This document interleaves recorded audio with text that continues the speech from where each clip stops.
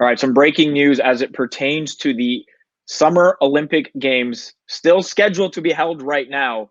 But if they do go on in Tokyo 2020, Canada and Australia already saying they will not send their athletes. Let's bring in our Arash Madani. Arash, this was kind of a stunner that came across the timeline. It is 10:30 p.m. Eastern now.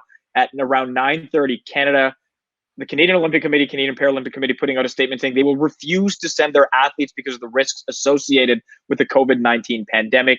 The Australian Olympic Committee coming out maybe 5 minutes ago saying they're telling their athletes to prioritize the 2021 games and not right now so they can go home, spend time with their families, and focus on their health. Are you surprised, given just how earlier Sunday, or actually IOC came out and said they're going to kind of reevaluate this in 4 weeks' time? And that's really where the surprise is, Faizal, is the timing of all of this. That Sunday afternoon, the IOC would have one message, and then by evening, the Canadian Olympic Committee is saying, we are out. The Canadian Paralympic Committee echoes that. And then the Australian Olympic Committee is saying, hold on, our athletes, get ready for 2021. You wonder now what may be being said from the International Olympic Committee to each of the country Olympic Committee federations and organizations that, look, we're not officially going to call this, but perhaps our number one scenario, our plan B, so to speak, may be next year. That is what really appears to be coming from the Australian Federation in the aftermath of all of this. And so, look, the IOC is not going to give you a straight answer until they absolutely need to. Mm-hmm. And I guess at this point, there's not a need for them to do that, but that's why we are where we are. But are you surprised that they haven't done this yet? Because seeing how, again, other major tournaments, notably Euro 2020, already made the decision that they're going to push the tournament back a year. That is a massive, massive tournament with global ramifications as well. So is the Olympics. Are you surprised that this still hasn't happened, or does it come down to the dollars and cents? Well, the reason why they haven't yet is because of that money. Mm-hmm. And Euro was supposed to be before the Olympics. Mm-hmm. I think the IOC at this point is just saying, look, we have time. And we're going to buy as much time as we can before we absolutely do something that we don't want to do. But as more and more countries pull out of this whole thing, that's when you're going to find the IOC perhaps having not much more of a choice, rather. So now the question becomes when. When mm-hmm. will it be? Could it be next summer? And Faizal, again, if we're going to follow the money, which you have to do when it comes to an Olympics and a World Cup, it's about broadcast revenues. Almost $6 billion of the IOC's revenues for Summer Olympics comes from their broadcast partners. No partner bigger than NBC. They don't want to have their games collide with college football, and especially the NFL, which is, one of their premier properties.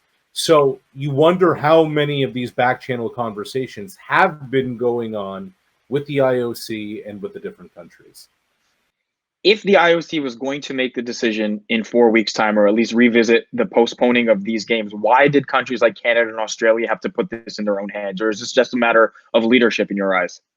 It's partly that, but more than that, Faizal, it's about letting the athletes know what the heck is going on here. Athletes have been preparing on a full quadrennial calendar. For some of them, this may be their last kick of the can. For others, they have to plan out exactly what they want to do. And Olympic trials have still not happened in many sports. Yeah. Wrestling just had it, but athletics, swimming, basketball, men's basketball. All of these people want to know exactly what's my life going to be looking like. And so that is part of it's the leadership, but it's leadership also to the athletes themselves to let them know what the deal is. So on one end, you understand it from that perspective, of course, looking out for the sake of the athletes. But from an athlete's perspective, I imagine this is pretty heartbreaking and pretty devastating, especially if for some reason the games do continue as scheduled this summer. I know you're supposed to go there, cover the games for Sportsnet. You have relationships with a lot of these Canadian athletes. Have you heard from any of them? And if so, what is their reaction to this? Yeah, I've reached out to a couple of them.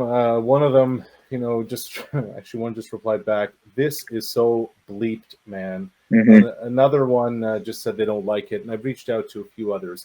I think it's going to be easier to swallow if it is going to be 2021, Faisal, that their entire situation is not going to be, torn upside down.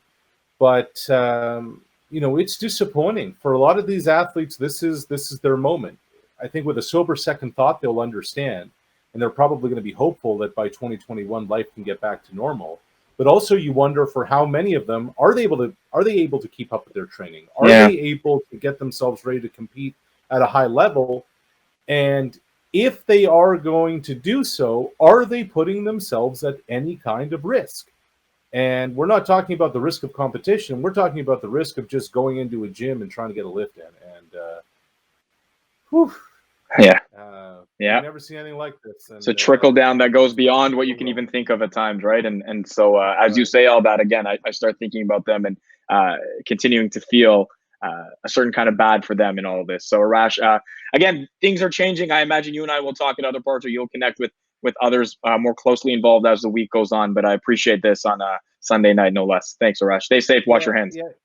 Faisal, you too. And just one last thing. Kurt Hartnett, who, of course, competed for Canada, was the chef de mission um, at Rio 2016. He just sent out a tweet and said, "Look, I know that the Olympians, I know you athletes are disappointed, and that's an important thing to understand." But he also made the point with this message that he sent out on Sunday night. He said, "Look, there are resources available to you." And I think that's an important thing for athletes to understand that, look, the world is going to go on. There's no question about that. But between now and whatever's next, there are going to be things for you to have some help and support. And that's going to be important for the athletes too.